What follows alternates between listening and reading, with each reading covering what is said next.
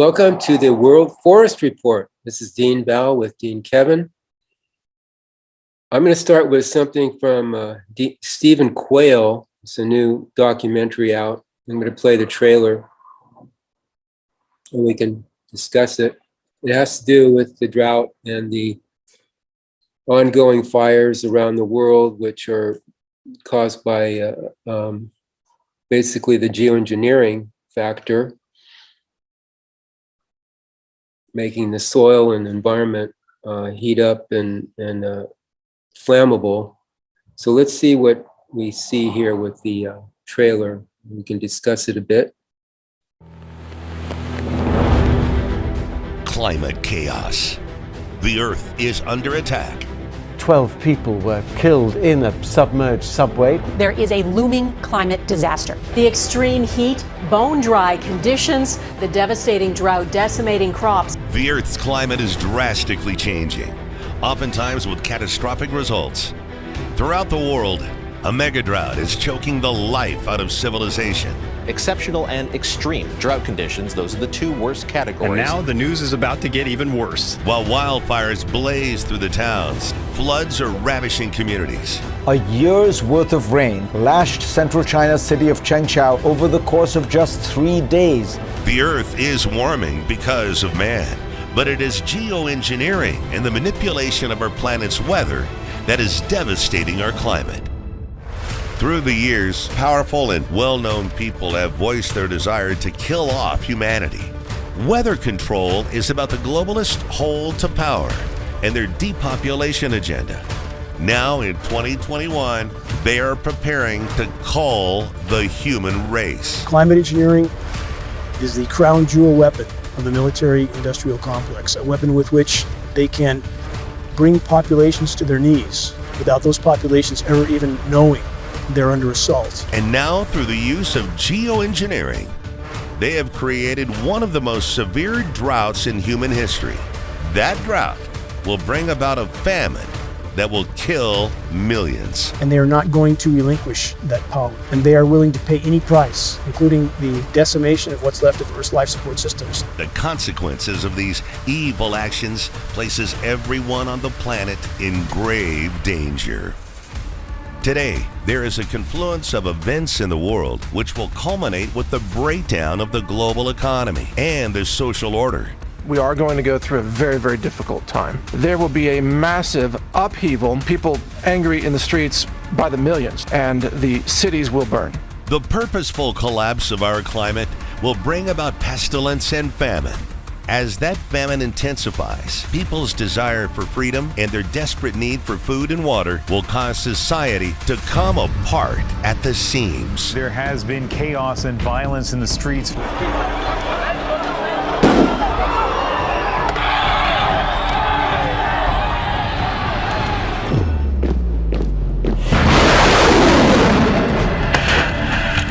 War is inevitable. With looming danger on every front, the world teeters on the edge, and society is at the breaking point. Climatologists, meteorologists, scientists, and other experts are stunned by the sudden advance of our collapsing climate. I said before the world that we needed a strong global agreement. The climate is being intentionally warmed through geoengineering. He who controls the weather will control the world.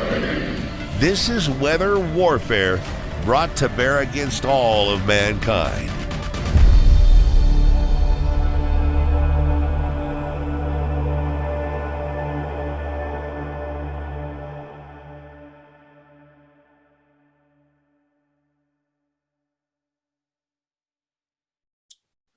If I can get to that documentary, maybe we can go over it and play it on one of our shows. But again, it's the geoengineering of the weather that is causing this havoc with the environment. Dane Wigington talks about how if the weather, or the climate is warming, we should have more rain, actually, not droughts conditions, environmentally or meteorologically. That's the way things are with the physics of everything. But as it is, they're manipulating the weather through the HARP and through the Wi-Fi and through the means that they have. It sounds very gloomy and doomy, but in another way to looking at it, it's an opportunity for people to change or to create different systems to live under different paradigms. So you can look at it in one way, but the other way, it gives us an opportunity to do something here of a benefit for everybody. But people do have to wake up to that. And they have to see the potential with the annihilation of the systems and the resources and everything we become used to, and be willing to change their lifestyles to do something different, like Mr. Max Egan here, who just left Australia and came to Mexico here. He's willing to leave everything. It may be for some of us, we may have to change, change our routines so that we can survive and then start all over with something new that makes sense, because the system that we live under right now, just doesn't make sense. It doesn't work. And as it is being destroyed, well, we have an opportunity to create another way, lifestyle. But again, people have to see that. If all they see is destruction and annihilation, and just see the stress and all that, without the potential, which is basically what we're suggesting and others are suggesting, to come together in communities, support each other like the indigenous people, each person using their own skills and resources to provide for the community, and you just support each other like in the old days. And then everybody has enough, basically, because there are enough resources around to sustain everybody. It's just stop agreeing to destroying everything that makes, the food, water, and air being poisoned and polluted. If people stop agreeing to that in their own way, then there's enough resources to go around for everybody. So this fellow, Stephen Quayle, I just came upon him. I'll investigate him more and what he's saying and through his research. Right now I'm listening to Dane Wingington and Geoengineering.watch.org every week, and he's updating us about the weather conditions and the manipulation of the weather. He's one source. There's many others, really, and fortunately there's many whistleblowers and people that are talking about what's really happening. So we want to keep you, the public, informed as well, in not only the physical one-dimensional view of things, but the multi-dimensional view of things, because we are multi-dimensional beings and we have a lot more going on than we realize.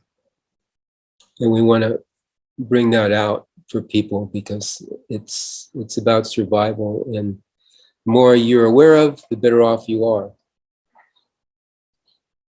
So any comments before give it to you, Kevin? Then you can take it from here. Well, one of the reports I will read in a moment was actually in regards to this latest endeavour by apparently all the countries and governments of the world, called this COP26 climate talks. And it's quite interesting because they are acknowledging the massive deforestation that's happening the world over. And on the one hand, up until now, and they are continuing to do so, they are demonising carbon dioxide, which is, of course, the gas of life.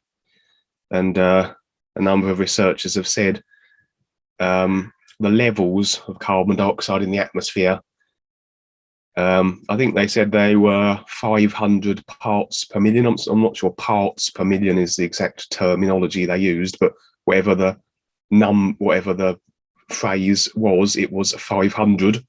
And they said ideally it should be 2,000.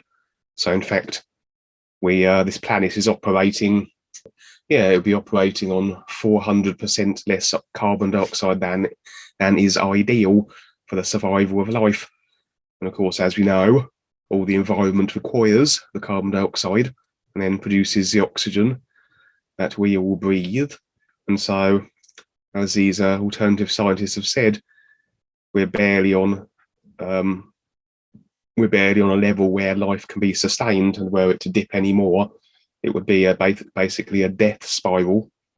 And yet, as I said, the continuing agenda seems to be to demonize carbon dioxide.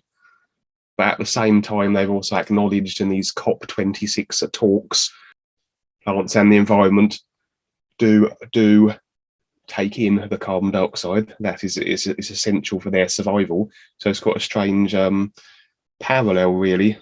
In that, on one hand, they're saying the carbon dioxide must be removed from the atmosphere to prevent climate change, and then by the same token, they're also acknowledging that it is essential for plants and trees, and due to the deforestation, that less carbon dioxide is being removed from the atmosphere. It's rather strange that people then can't see that represents a bit of a contradiction. That why would they be then demonizing something? They are also publicly admitting that due to the deforestation is causing these problems. And Gates and his team, as I said on the previous show, have developed these great machines. I've seen pictures of them, and they look a bit alarming. And apparently they're designed to suck great quantities of carbon dioxide out of the atmosphere as well, in an effort to reduce carbon dioxide in the atmosphere, which they claim is causing climate change. But of course, as we know, or rather as we should know, climate changes all the time, and it's nothing to do with carbon dioxide. And I saw a graph the other day which showed all the gases that are in the atmosphere, and even if these gases were responsible then for climate change, I think about 99% of all the gases in the atmosphere was basically water vapor, or something along those lines. And even if carbon dioxide was responsible for climate change, the carbon dioxide was depicted as a tiny little sliver, which is about 1%. And so it's very unlikely that even if that was causing climate change, it would have those sort of impacts based on the small percentage of it that is in the atmosphere. Because as I said at the start, it's only 500. The levels of it is 500 where it should be 2,000. And so this is a continuing situation where they're demonizing carbon dioxide.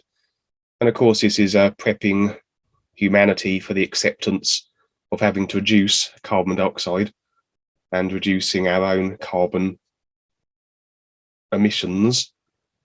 And of course, then ultimately, what is being subconsciously implanted is whether people consciously realize it or not, would be acknowledging and accepting that in order for the planet to live, there can be nothing producing carbon dioxide. And I think they want carbon dioxide to be zero, net zero by about 2030. And so basically that is suggesting there can be nothing producing carbon dioxide according to that projected timeline. And so when people are accepting that and taking that on, and of course then if nothing's producing carbon dioxide, nothing can technically be living. And so this is prepping and setting the stage for the acceptance, consciously and unconsciously, of robotization. And I came across an article the other day where actually I think some scientists have come across some plants which seem to be adapting as well, in that these particular plants were now no longer requiring carbon dioxide as their gas of life, and they're actually taking in oxygen instead. I thought that was quite interesting. So it's almost like the environment, because of the depleting carbon dioxide levels and the fact that these dark force characters want to continue to deplete the carbon dioxide levels, But it's almost as though the environment is adapting in its own way. And I think there was some species of plants that are actually becoming oxygen breathers as opposed to carbon dioxide. But of course, ultimately, that's not likely to work because obviously, we require the oxygen that plants produce. So if you have a load of plants that are converting to the same sort of oxygen in to carbon dioxide out that we are, that's obviously not exactly a solution. But I remember a while ago as well, there was a big case where, I mean, it's ongoing, where the ivory trade, where they kill all the elephants and such for their tusks, and and suddenly there were generations of elephants being born with no tusks. So it's almost as though the want to survive or to have better survivability expressed as that which would afford greater survivability so these elephants were being born tuskless, so then they wouldn't be the targets of the ivory trade. And so it's a very similar thing to this report I heard about these plants as well. And of course, another part of their agenda as well is they want to block out the sun as well, because not only are they demonizing carbon dioxide, they're also demonizing the sun as also part of this climate change, as they say, situation. And Dwayne has said they're shooting lasers at it and all sorts of things in an attempt to, I don't know exactly what they're thinking they're going to be doing with that, because at the moment the sun is registering record levels of inactivity, and really our climate is directly impacted by the activity of the sun, which is measurable through the amount of sunspot activity. There seems to be an electromagnetic relation between all planetary bodies that are in close proximity, and the electromagnetic activity of one will affect that of the other, and this seems to translate through as a temperature fluctuation. And so with all suns in all planetary systems, the extent of their electromagnetic activity dictates the extent of the temperatures on the planetary bodies in that particular system. And it's almost like an electrical system that if it becomes too overcharged, it sort of punches holes through itself, and these are the sunspots that you see. And so the sunspot activity is an indication of much by way of electromagnetic activity with the sun, which then translates as the greater the electromagnetic activity and the more sunspots there are, the warmer the planets will be in that system. And at the moment, the sun is registering record levels of inactivity, very little sunspot activity, and in fact this planet is cooling far more so than it has, I think, in the last several hundred years. And actually, in reality, we are, or should be, entering a mini ice age. Yeah, well, nature, creation kind of wants to always, reach a homeostasis. So it's always doing something. It's always active. But as we interfere, or the Frankenstein scientists interfere with it, it just gets rewired. But it's always trying to maintain some sort of homeostasis, some sort of balance within itself. It's because it's self-sustaining. And the more we interfere, the more it becomes just like humans. The human biology, the body, it becomes distorted, and but it's always trying to maintain that balance. And if we let it be, that's all we have to do, is let it be. Everything's okay. But again, it's about agreement, and people agreeing to these scientists, these technologies that are distorting everything organic and natural, that's causing this. Whereas, again, it's an opportunity for us to wake up. So let's see what happens with that. Yeah, because originally, when they were first building up this, what would become now the climate change hoax, originally they called it global warming, but at that time, the planet was far warmer than it is now, and that was back in, I don't know, the 70s or 80s, led by that Al Gore, who I think was vice president at one point of America.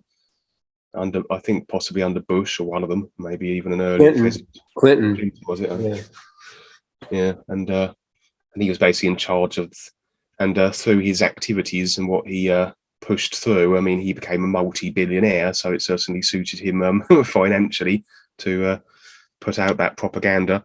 But at the time, they called it global warming, and all the predictions were that by the 1990s, the entire planet would be submerged in several feet of water due to the melting ice caps. But of course, that never came to pass, so they rather had to change the terminology, and they called it climate change instead. Yeah, go ahead with your, you have some reports there. And I thought I'd begin with this. This is basically a brief summary of what's going on in regards to these COP26 climate talks. So I thought I'd read out this. This information was sourced from Reuters. The following information was sourced from Reuters. November the 1st, 2021.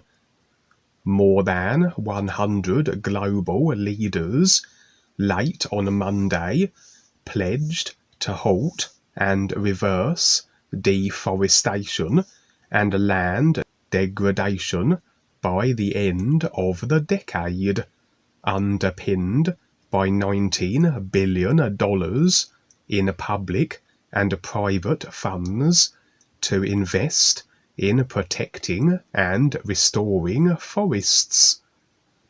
The joint statement at the COP26 climate talks in Glasgow was backed by the leaders of countries including Brazil, Indonesia, and the Democratic Republic of Congo, which collectively account for 85% of the world's forests. The Glasgow Leaders' Declaration on Forest and Land Use will cover forests totaling more than 13 million square miles, according to a statement from the UK Prime Minister's office on behalf of the leaders. We will have a chance to end humanity's long history as nature's conqueror and instead become its custodian, said British leader Boris Johnson, calling it an unprecedented agreement. A slew of additional government and private initiatives were launched on a Tuesday to help reach that goal, including billions in pledges for indigenous guardians of the forest and sustainable agriculture. Forests absorb roughly 30% of carbon dioxide emissions, according to the non-profit World Resources Institute. The forests take the emissions out of the atmosphere, yet this natural climate buffer is rapidly disappearing. The world lost 258,000 square kilometers of a forest in 2020, according to WRI's Deforestation Tracking Initiative, Global Forest Watch. That is an area larger than the United Kingdom. Monday's agreement vastly expands a similar commitment made by 40 countries as part of the 2014 New York Declaration of Forests, and goes further than ever before in laying out the resources to reach that goal. Under the agreement, 12 countries, including Britain, have pledged to provide £8.75 billion, $12 billion of public funding between 2021 and 2025 to help developing countries, including in efforts to restore degraded land and tackle wildfires. At least a further £5.3 billion would be provided by more than 30 private sector investors, including Aviva, Schroders, and AXA. The investors, representing $8.7 trillion in assets under management, also pledged to stop investing in activities linked to deforestation by 2025. 5 countries, including Britain and the United States, and a group of global charities on a Tuesday, also pledged to provide $1.7 billion in financing to support indigenous peoples' conservation of forests and to strengthen their land rights. Environmentalists say that indigenous communities are the best protectors of the forest, often against violent encroachment of loggers and land grabbers. More than 30 financial institutions with more than $8.7 trillion in assets under management also said they would make best efforts to eliminate deforestation related to cattle, palm oil, soy, and pulp products by 2025. COP26 aims to keep alive a target of capping global warming at 1.5 degrees Celsius, 2.7 Fahrenheit, above pre-industrial levels. Scientists say forests and so-called nature-based solutions will be vital to reaching that goal. Woodlands have removed about 760 million tons of carbon every year since 2011, offsetting about 8% of carbon dioxide emissions from fossil fuels and cement, according to the Biomass Carbon Monitor project backed by data analytics firm Kairos and French research institutions. Our biosphere is really helping bail us out for the time being, but there is no guarantee those processes will continue, said Oliver Phillips, an ecologist at the United Kingdom's University of Leeds. So, like Dane Wigington says, they're not really addressing anything of importance, like mainly the geoengineering of the weather. You know, that's the cause of it, the so-called climate change.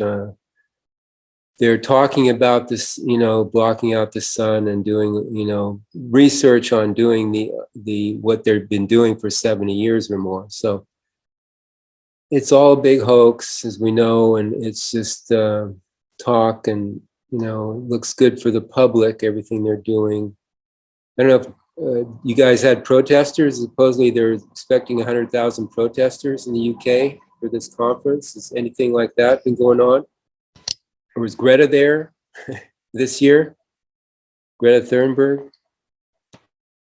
I don't know about those protests, but I know there have been protests in London. There was one, I think, 2 weekends ago on Saturday, but I think that was more in regards to what's going on about the COVID and the rest of it. But I believe there was a good 2 to 3 million people protesting at London.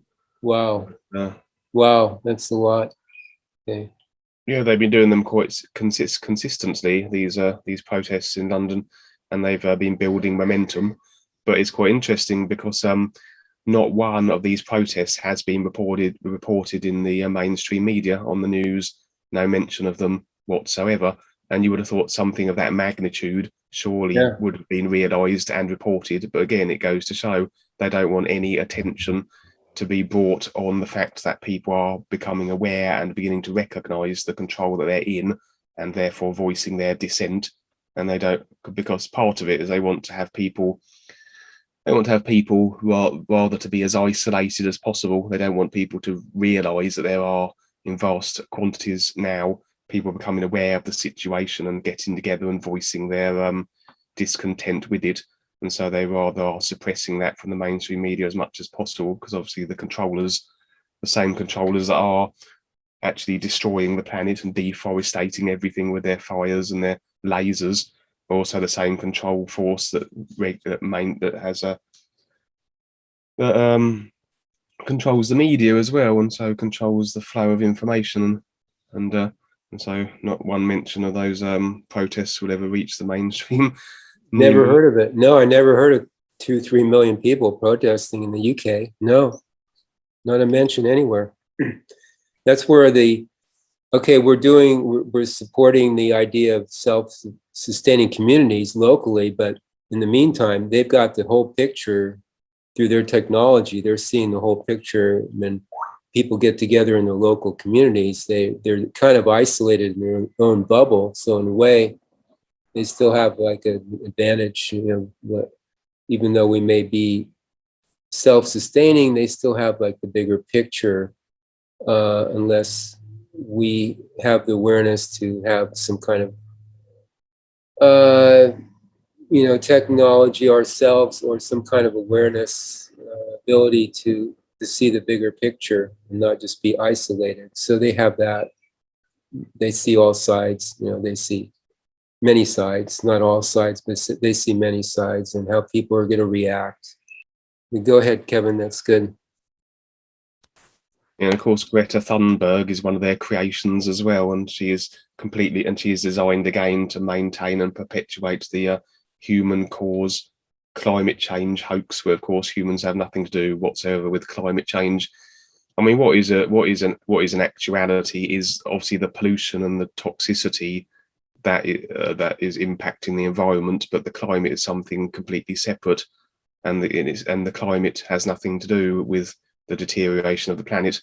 But it's important for them to have that as the main, to be marketed as the main cause for all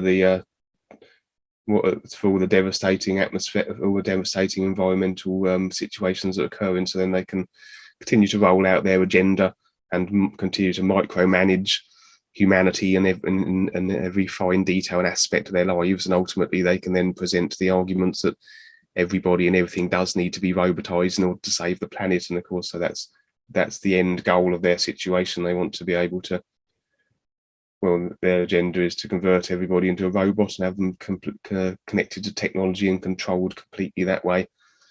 But and so that Greta Thunberg would have been basically a mind-controlled individual. She would have probably gone through these sort of Montauk type mind control programs from a very young age.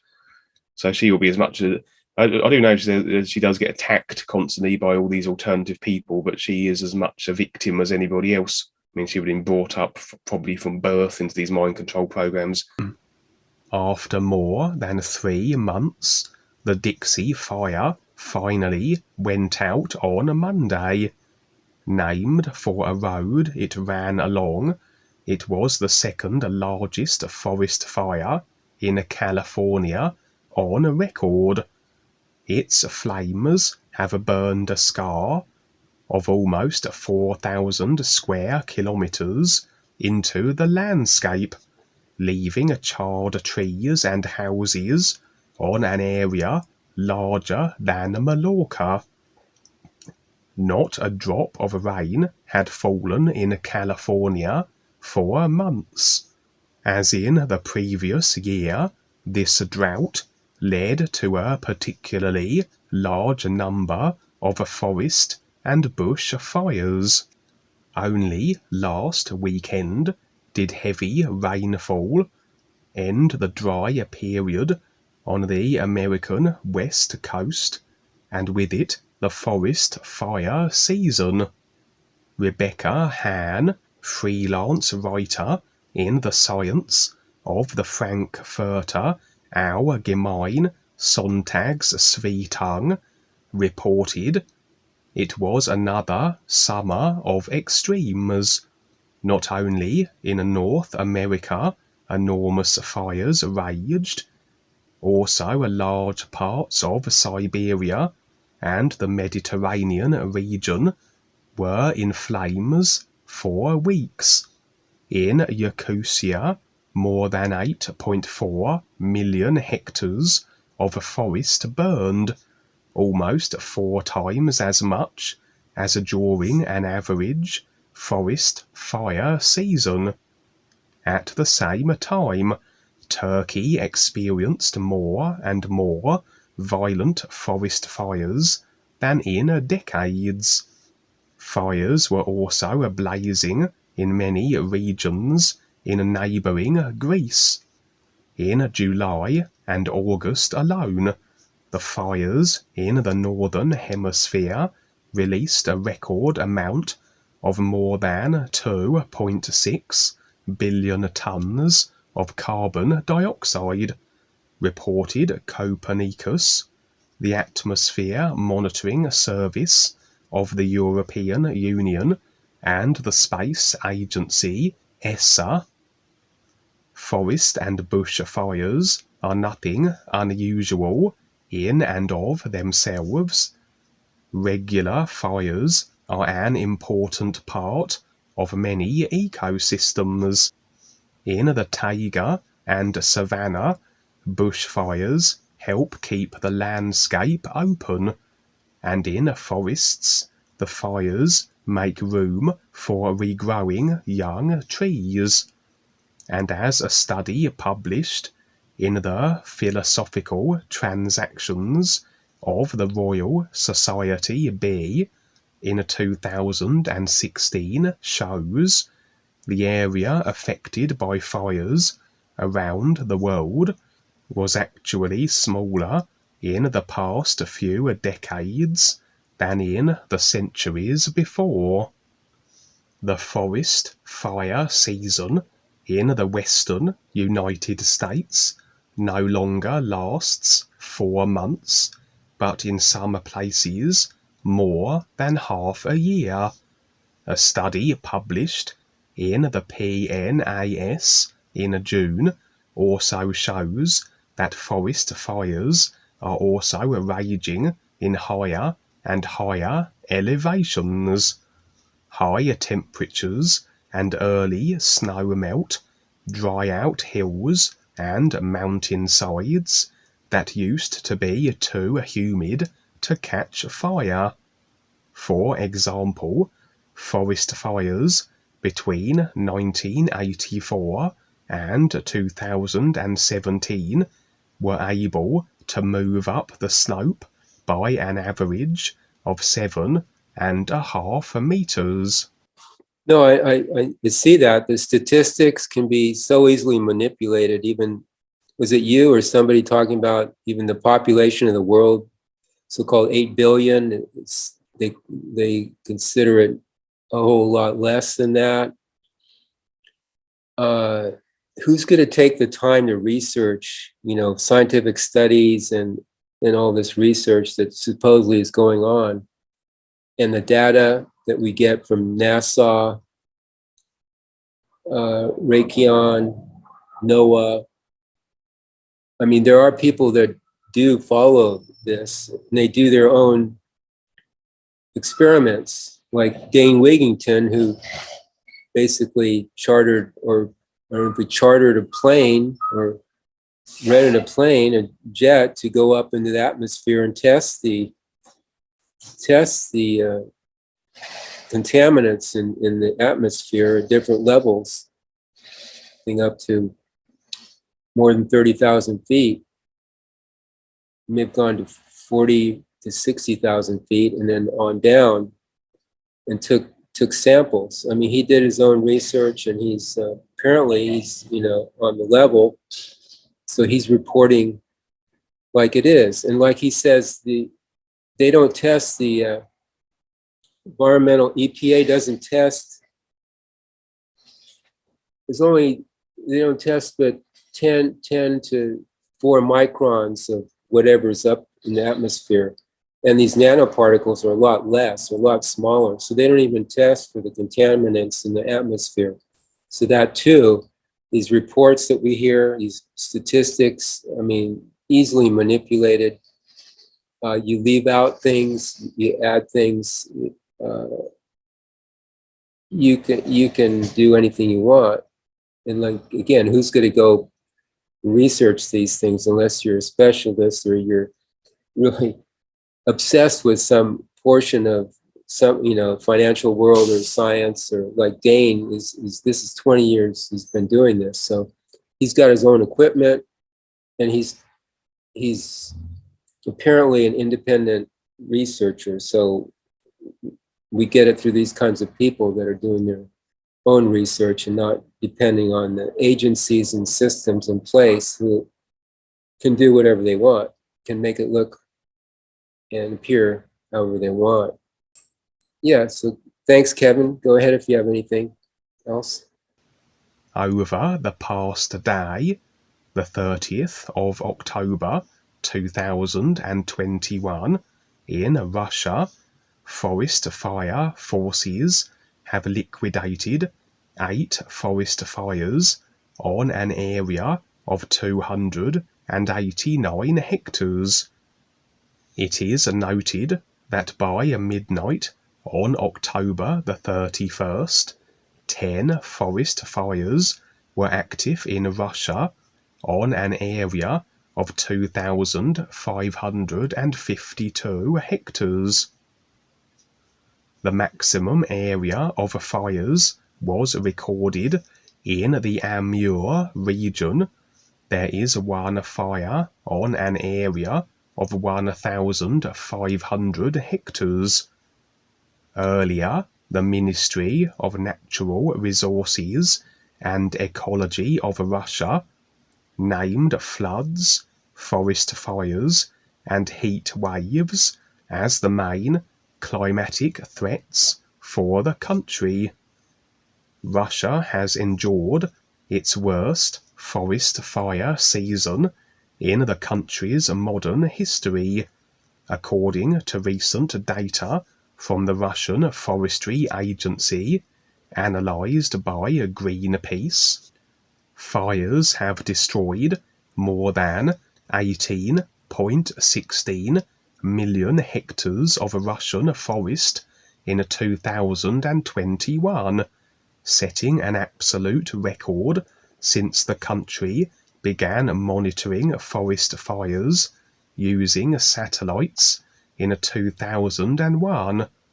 The previous record was set in 2012, when fires covered 18.11 million hectares of forest. The record was surpassed late last week after a long fire season that has also produced unprecedented levels of global wildfire emissions and upturned daily life for hundreds of thousands of people living in Siberia and elsewhere in central Russia. For the past several years, when the area of the fires has surpassed 15 million hectares, it has become, in all likelihood, the new normal, Greenpeace Russia wrote. Those fires have primarily affected communities in Siberia, where dry, hot summers have turned the vast taiga forests into a tinderbox. In Yakutia, a northern Siberian region that has been particularly hard hit, smog covered the capital city Yakutsk for weeks, and villagers have had to come together in last-ditch efforts to save their homes. Emergency workers have come, and villagers are also fighting the fires, but they can't put them out. They can't stop them. Varvara, a 63-year-old from the remote village of Teriat, said by telephone in July, "Everything is on fire." The statistics do not record other types of fires taking place outside Russia's forests. If we counted all the fires, grass, reed, tundra, where there is no forest fund, then we would see an even higher number, wrote Grigory Kuksin, the head of Greenpeace Russia's firefighting project. The total area could be as high as 30 million hectares, he said, an area the size of Italy or Poland.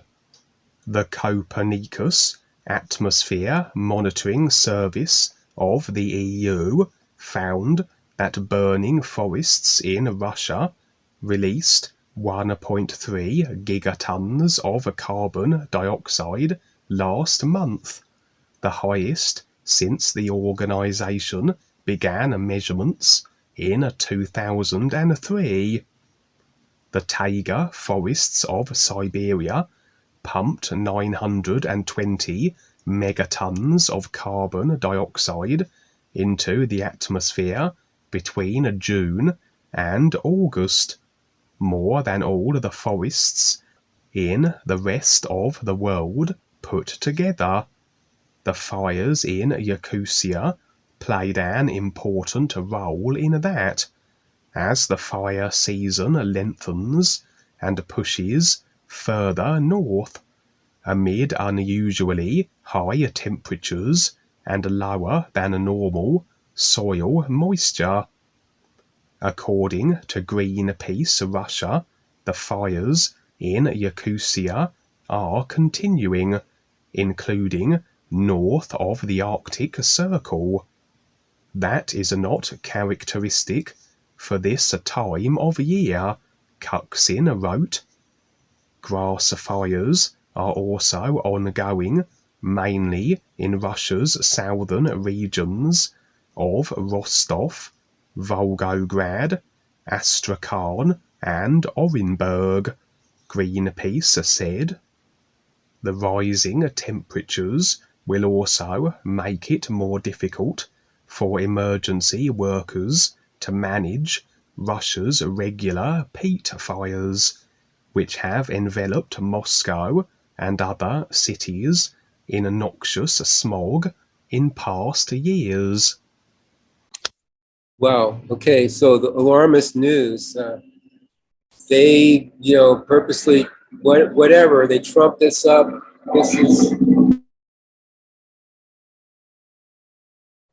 This is alarming news. So they have to do something. They have to take control. The government has to take control, block out the sun or whatever.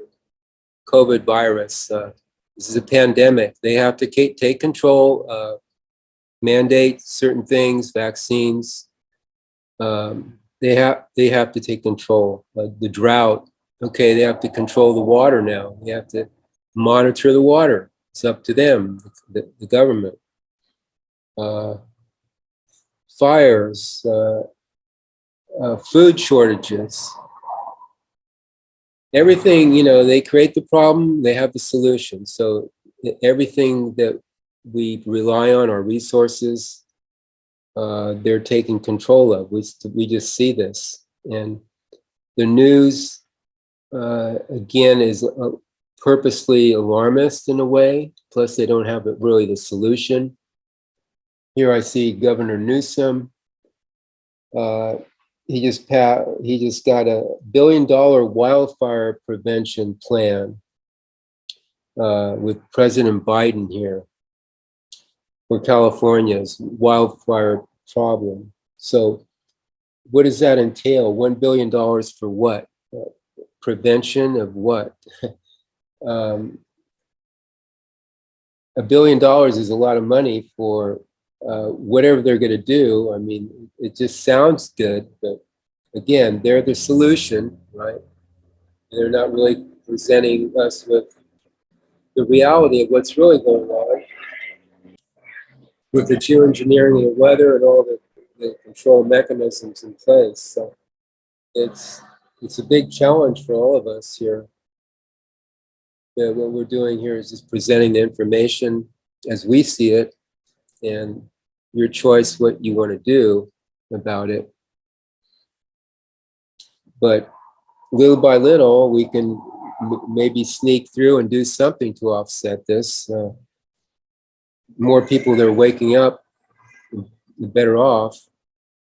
Information, of course, is not all there is to it, but it's a start. And the more people that are informed and not misinformed, they can make better choices. And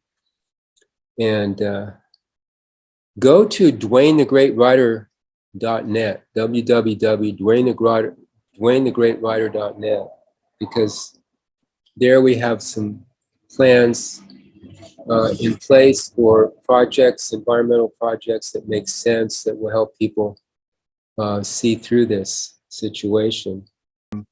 Thanks, Kevin. New